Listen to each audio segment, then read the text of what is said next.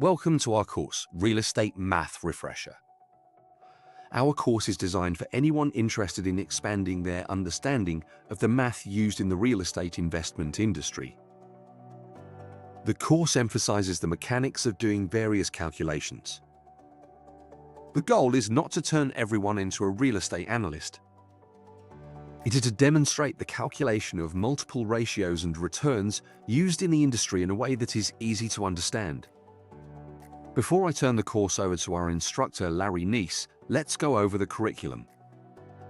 In Section 2, we will briefly discuss the capitalization rate and its variations.